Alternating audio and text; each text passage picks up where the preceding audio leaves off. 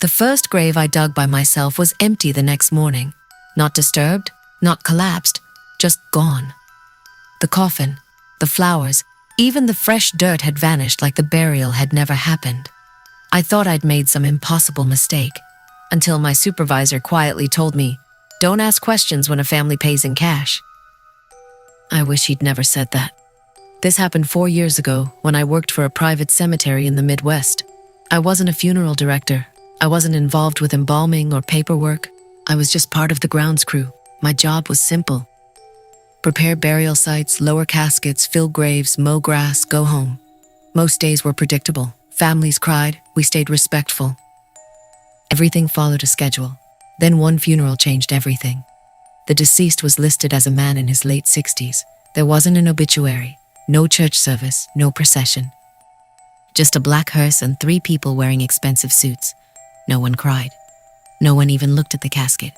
They stood together, spoke quietly with the funeral director, watched us lower the coffin, and left less than 5 minutes later. I remember thinking it felt rushed.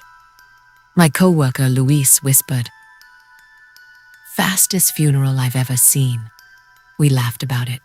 The next morning, I drove past that section while checking sprinklers. The grave wasn't there. At first, I assumed I was in the wrong row. I counted markers twice, then 3 times. The neighboring graves matched yesterday perfectly. Only that one burial had disappeared. Fresh sod covered the ground. No headstone, no temporary marker, nothing. It looked like no grave had ever existed there. I walked straight into the office. There was a burial in Section D yesterday. The office manager barely looked up. "No, there wasn't. I helped bury him." "You must be confused." "I'm not." She finally met my eyes. Then she quietly closed her office door. Forget yesterday. That was the entire conversation. I couldn't. 2 days later, I checked the burial records. The man's file had vanished. His name wasn't scheduled anymore. Even the paperwork binder skipped directly from Tuesday to Thursday. It was as if Wednesday had been erased. I started paying closer attention. That's when I noticed another strange pattern. Some funerals happened after closing. Not many, maybe once every month. They always followed the same routine.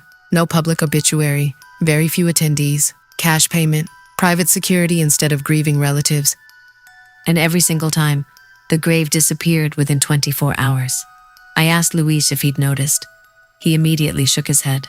"I don't want to know." "You already know." "I know enough." That answer bothered me.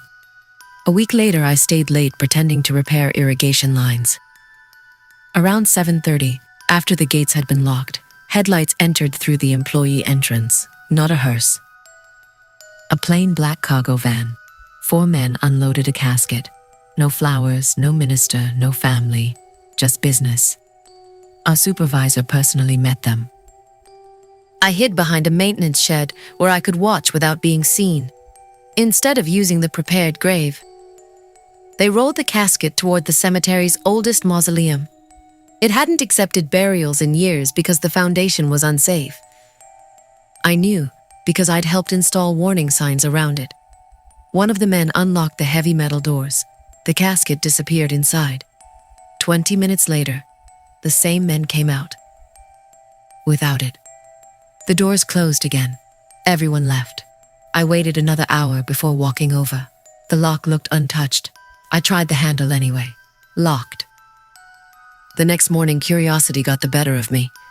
I asked maintenance if anyone still had keys. An older employee named Harold quietly said, "Those doors don't lead where people think." I laughed. He didn't.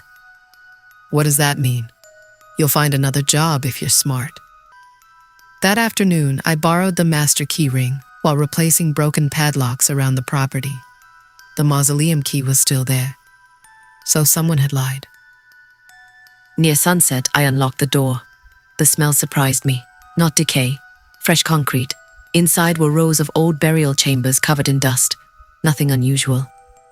Until I noticed scrape marks across the floor. Recent scrape marks. Like something heavy had been rolled repeatedly toward the back wall. The wall itself looked newer than everything around it. The mortar hadn't aged. I knocked. Solid, Mostly. One section sounded hollow. My heart started racing. I searched until I found a loose electrical outlet mounted nearby. Behind it was a tiny magnetic key. Not old. Brand new. The key fit a hidden lock built into the stone. The wall shifted open a few inches. Behind it wasn't another burial chamber. It was an elevator. Industrial, modern, completely hidden. Before I could process what I was seeing, voices echoed upward. Someone was coming. I shoved the wall closed just as the elevator began moving. I squeezed behind a row of crypts. The hidden door opened. 3 men stepped out. None of them wore cemetery uniforms. One carried a clipboard. Another wheeled 2 large plastic storage containers. The third noticed the unlocked front door immediately. He stopped walking. "Who opened it?" Nobody answered. He slowly looked around the room. I barely breathed. After several seconds, he said, "Check outside." 1 man left. The other remained inside. My phone buzzed, just once, a low battery warning. The sound seemed deafening. The man's head snapped toward my hiding place. I ran. I shoved past him and sprinted through the front entrance. Behind me, someone yelled, "Stop him!" I didn't look back. I reached my truck and drove straight to the sheriff. This time they took me seriously, mostly because I knew about the hidden elevator. Detectives arrived with a warrant the next morning. The mausoleum was exactly where I said it was, but the hidden wall was gone. Not closed. Gone. The entire back section had been demolished overnight. Fresh brick matched the surrounding walls perfectly. No elevator, no lock, no outlet, nothing. Investigators thought I'd mistaken another room. I insisted I hadn't. They searched anyway. Nothing. A week later, I was fired for violating restricted areas. Luis quit the same day. Neither of us spoke afterward. 6 months passed. I tried forgetting everything. Then I received a certified letter from an attorney representing the cemetery. Inside was a settlement agreement. $5,000. All I had to do was sign a document stating I'd never witnessed unusual activity during my employment. I refused. The attorney never contacted me again. Last year, curiosity got the better of me. I searched public property records. The cemetery had quietly sold the old mausoleum, not to another cemetery, not to a church, to a logistics company. That made no sense. Why would a logistics business buy an abandoned mausoleum? Then I noticed the address listed for the buyer. It wasn't local. It belonged to a warehouse nearly 200 miles away. I drove there one Saturday. From the outside, it looked ordinary.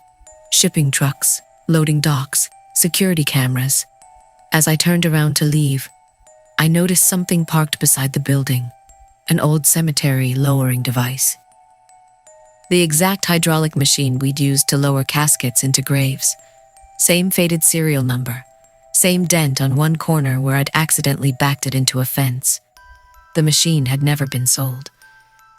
It had simply disappeared from inventory 1 month before I quit. That's when everything finally clicked. Those private burials had never been burials at all. The cemetery wasn't hiding bodies. It was hiding cargo. A casket was the only container people would never question being moved through a cemetery after hours. Everyone assumed it contained the dead. Nobody asked to look inside. I drove away and never went back. 2 months ago, I saw the cemetery in the news after federal agents raided several businesses connected to organized cargo theft. The article mentioned warehouses, shipping companies, shell corporations. It never mentioned the cemetery. It never mentioned hidden funerals or the mausoleum. But there was one photograph attached to the story. Agents were wheeling a long black container out of a warehouse. Most people would think it was just another shipping crate. I recognized it immediately. It was one of our cemetery casket lowering trays. The scratches on the side matched the ones I'd made years earlier, which means the equipment I thought was used only for funerals had been transporting something else for years, and every time I respectfully bowed my head while lowering what I believed was someone's final resting place, there's a very real chance there was never a body inside the casket at all. I used to think cemeteries were the safest places to work. Nobody talks, nobody bothers you. Nobody expects anything from the dead. I stopped believing that the night I realized someone was using fresh graves for something far worse than burying bodies. I never told the police everything. Not because I was guilty, because even now, I don't know if the people responsible ever figured out that I saw them. A few years ago, I took a temporary maintenance job at a cemetery outside a small American town. It wasn't glamorous. Mostly I mowed grass, trimmed hedges, cleaned old headstones, and helped set up graves before funerals. The cemetery covered more land than most people realize. There were newer sections with polished granite markers, then older areas where stones leaned at odd angles after decades of settling. At the back was a wooded section that wasn't used much anymore. Most people were gone by 4 in the afternoon. I usually stayed until sunset. The first month was completely normal. Then little things started happening. Every Tuesday morning, one freshly buried grave looked different. Not dug up, just disturbed. The dirt always seemed smoother than we had left it. Flowers were moved a few inches. The temporary marker leaned in another direction. Nothing major. Enough that I assumed animals were wandering through at night. One morning, I joked about it. Maybe raccoons are paying their respects. The older groundskeeper, Dennis, didn't laugh. He simply said, "Don't stay late on Tuesdays." That was it. No explanation. I figured he was messing with me. Then he retired 2 weeks later. His replacement never mentioned it. Neither did I. A month passed. One Tuesday evening, I finished repairing an irrigation line near the back section. By the time I packed my tools, the sun had almost disappeared. The cemetery was silent. No birds, no traffic, just wind moving through trees. As I drove toward the exit, headlights caught movement near one of the newest graves. Someone was kneeling beside it. At first, I assumed it was family visiting after hours. Then I noticed they were wearing reflective construction clothing. Bright orange, hard hat. Who visits a grave dressed like that? I slowed down. The person immediately stood up. Instead of looking sad or emotional, they looked irritated. They grabbed something from the ground and walked into the trees without looking back. I parked. Curiosity got the better of me. The grave belonged to a man buried only 2 days earlier. Everything looked normal. Until I noticed fresh boot prints leading into the woods. Heavy boots, multiple people, not one. I followed them for maybe 50 yards before realizing how stupid that was. It was nearly dark. I turned around and left. The next morning, those prints were gone. Rain hadn't fallen. Someone had brushed them away. That bothered me more than seeing them. A week later, another Tuesday. I decided to stay. Not because I expected anything. I just wanted to know if I had imagined it. Around 8:30, I turned off every light in the maintenance shed and waited inside my truck. Almost an hour passed. Nothing. Then headlights appeared. Not from the entrance, from an old maintenance road that had been closed for years. A white utility truck rolled slowly toward the newest burial section. No company logo, no license plate on the front. 3 men got out, all wearing reflective work gear. One carried a shovel, another carried a large black toolbox. The third stood watching the road. None of them spoke. They moved with practiced speed. One knelt beside the newest grave, while another opened the toolbox. I expected them to start digging. Instead, they carefully lifted the sod we'd placed earlier that day. Perfect squares, like opening a hidden door. Underneath was fresh dirt. They dug only about 2 feet, then stopped. One reached into the hole. When he pulled his arm back out, he wasn't holding dirt. He held a small waterproof duffel bag. My stomach dropped. That bag hadn't been there during the burial. I knew because I'd helped prepare that grave. The men zipped the bag shut. Another one immediately lowered a different duffel into the same hole. They covered it, pressed the dirt flat, replaced the grass squares. Within 15 minutes, the grave looked untouched. I couldn't move. The realization hit me all at once. Someone was using brand new graves as temporary hiding places. No one questions disturbed soil after a funeral. Nobody digs there again for decades. unless someone knows exactly where to look. I grabbed my phone. My hands shook so badly I nearly dropped it. I recorded about 20 seconds before one of the men suddenly looked directly toward my truck. I ducked. When I looked back, all three were staring in my direction. They couldn't possibly see me through the darkness. At least I hoped they couldn't. Then one of them pointed. The truck's engine started, not mine, theirs, straight toward me. I slammed my keys into the ignition. The engine stalled. My heart stopped. The utility truck picked up speed. I tried again. This time my truck roared to life. I hit the gas. Gravel sprayed everywhere. In my mirror, the white truck followed. I wasn't imagining it. They chased me through the cemetery, past rows of headstones, past the chapel. I barely made the sharp turn toward the main gate. The utility truck stayed right behind me. When I reached the entrance, I saw another vehicle parked across part of the exit. A black SUV.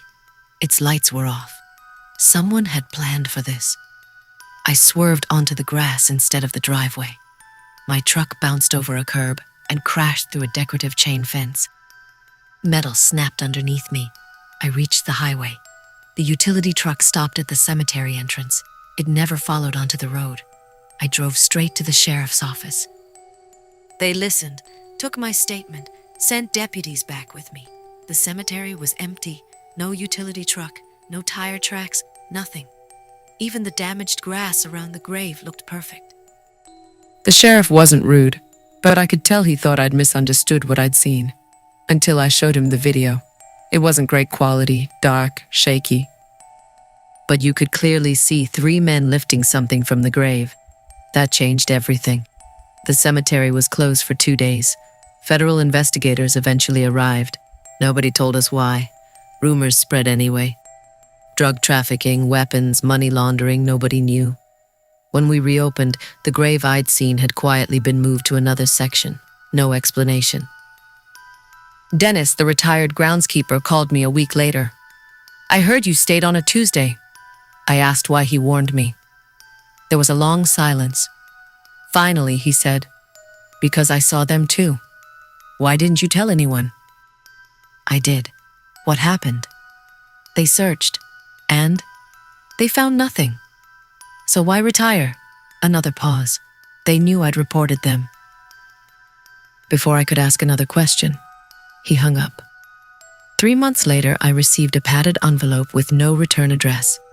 Inside was a single photograph. It showed me sitting in my truck that night. The picture had been taken from behind, long before I realized anyone was watching.